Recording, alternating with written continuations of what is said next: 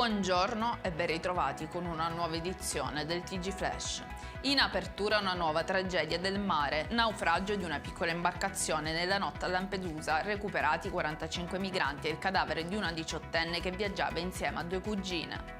Mattinata di traffico intenso sulla Palermo-Catania, chiuso lo svincolo di Enna a causa del ribaltamento di un mezzo pesante carico di patate che ha causato anche il ferimento di due persone. A Caltanissetta un sedicenne è stato arrestato dopo aver postato una foto hot della sua ex fidanzatina. L'avrebbe minacciata e tempestata di messaggi e chiamate e non si rassegnava alla fine della loro storia. Si infittisce la vicenda dietro l'esplosione prima e l'incendio dopo in un bar del lungomare di Catania. Si indaga su un uomo giunto al San Marco con delle ferite compatibili con una deflagrazione. Ha trovato giustizia Francesco Castorina, uno dei tanti lavoratori del petrolchimico di Priolo Augusta esposti alle fibre di amianto. L'INPS è stato condannato a riconoscere all'uomo la sua rivalutazione contributiva.